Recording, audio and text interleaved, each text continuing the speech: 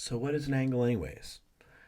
As a geometry teacher for many years, I find that students tend to struggle with this concept immensely. So we're going to go over the key pieces or parts of what makes an angle. We'll talk about vocabulary associated with angles. We'll talk about different types of angles, and we'll look at the notation with respect to angles. So here is an angle. It has a vertex, and it is joined together by two rays, or it could be lines. Okay, so these are two rays that are intersecting and meeting at the vertex. So that's the vertex, and then we are joined by two rays. So we're either going to have two rays or lines, and they intersect at the vertex. Okay, so this is an angle. All right, so here's a very, very common, famous angle. Pretend I put this little box here. That little box stands for 90 degrees. That means that this angle is a perfect corner. That means that the two rays intersect and make a perfect corner. They make exactly a 90-degree angle. You'll notice that in nature there's no 90-degree angles except, if you look at a tree and it looks like it's pretty much perpendicular to the ground, even though trees really, they grow towards a light source, so it doesn't necessarily have to be perpendicular. But so this is a 90-degree angle. All right, so anything that's man-made, any architecture you see, you're going to see lots and lots of right angles. If you are in a classroom right now, look around, you're going to see a bunch of rectangles, a bunch of 90-degree angles. Okay, so that, you could also think of it as you sort of had like one of those cool fans where you unfold it and you perfectly unfold it a quarter of a circle. This is a quarter of a full turn, if you will. Okay, now this angle, again, there's our vertex. It's kind of like the elbow if you think of it as like your arm and you're sort of flexing a bicep or something. Here you're going to flex your arm, kind of put your arm out. This angle, let's say I say this is a 123-degree angle. That's certainly larger than 90. This is called an obtuse angle. This angle, let's say this angle is 42 degrees. Since that's less than 90, we'll call that an acute angle. And I think like cute, I think like Pikachu or small, acute angles they measure less than 90 degrees. They are less than 90 degrees. So we have acute, we have our right angle, which is a perfect corner, 90 degrees. An obtuse angle, which is less than 90, greater than 90, but less than 180 degrees. Here, this is perfectly a half a circle. Let's say this is angle X, Y, Z, Y is the vertex. This is perfectly 180 degrees.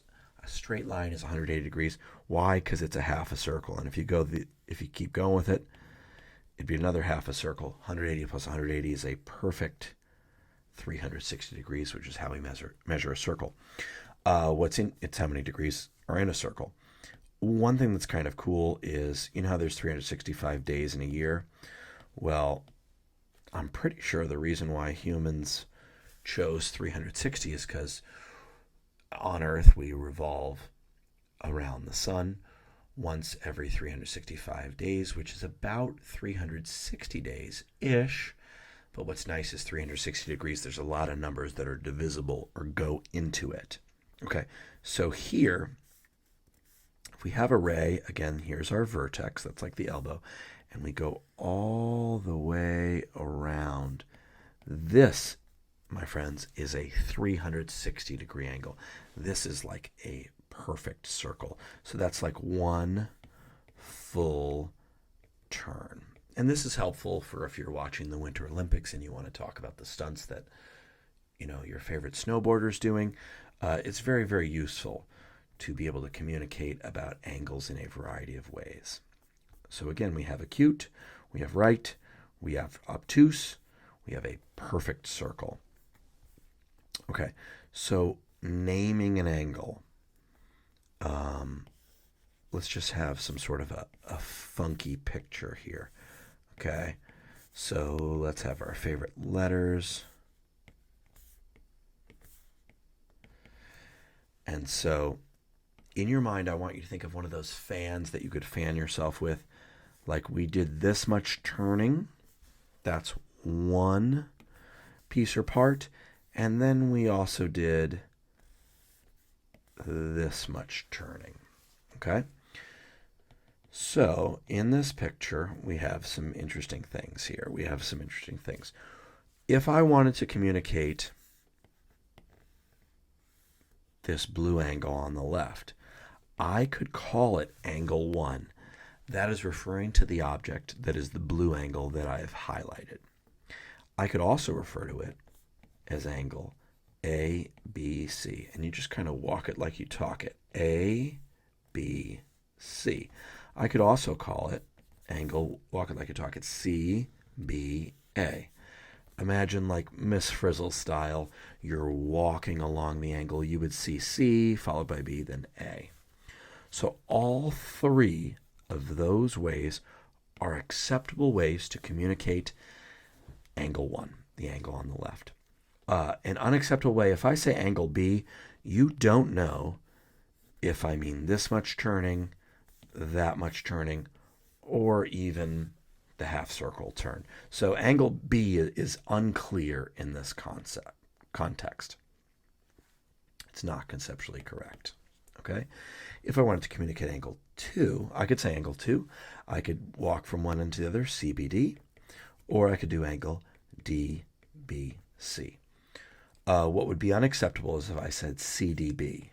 If I walk that, CDB, you're communicating a different angle than the one that's there. So that would not be correct. I also could not say angle B because it's unclear what in fact I mean. Okay, so those are ways to communicate the angle. Notice how this angle does not measure 2 degrees or 1 degree. We're just naming it as angle 1 or angle 2. You just have like a number sort of tucked in where the elbow, conceptually, the vertex of the angle is. So let's go over some notation here. I could call this angle on the left, I could call it angle B. If I wanted to talk about its measure, I would say the measure of angle B is 42 degrees. Another acceptable way to say that is the measure of angle ABC. Just walk it this way. That's 42 degrees. I could also say the measure of angle CBA is 42 degrees. All of those are acceptable. Same vibe over here, the measure of angle R. You can just use one letter. Keep in mind, we couldn't use one letter up here because the vertex could have been, 3 different things. It just wasn't pretty. However, if I say angle B, it's very clear that I'm communicating only this angle, this amount of turning. If I say angle R, I am only communicating this angle. I could also say the measure of angle QRS or the measure of angle of SRQ. Notice how the vertex is the middle letter. That is of the utmost importance. This is also 42 degrees, 42 degrees, 42 degrees. Okay?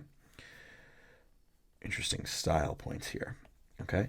So if we go a little bit further with this, you'll notice that the angle on the left and the angle on the right, they have the same measure.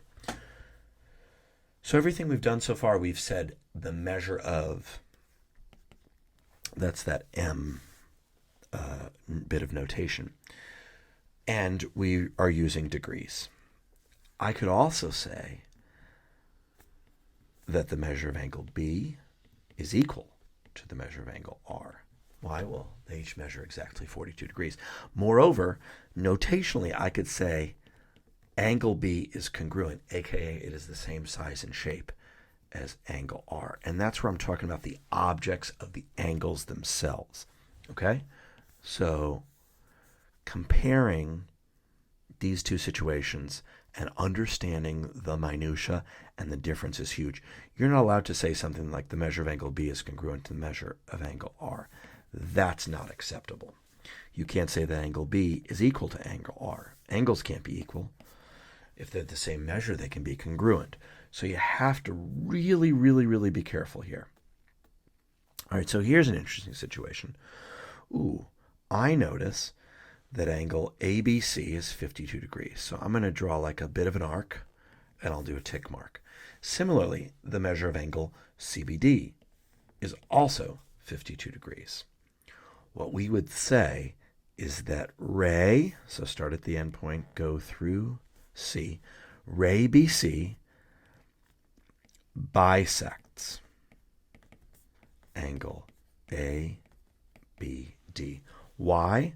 Well, the measure of angle ABC is equal to the measure of angle CBD. Alternatively, we could also say angle ABC, that object itself is congruent. It's the same size and shape as angle CBD.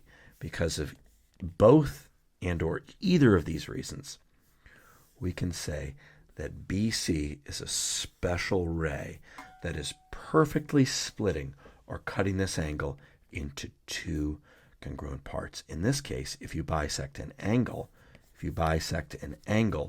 you are going to split it into two congruent angles. I hope that this video was helpful for you.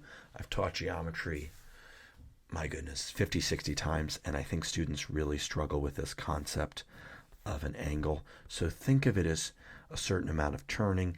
Make sure you have the vocabulary and the notation down, and I hope you have a happy, healthy, beautiful day. Thank you.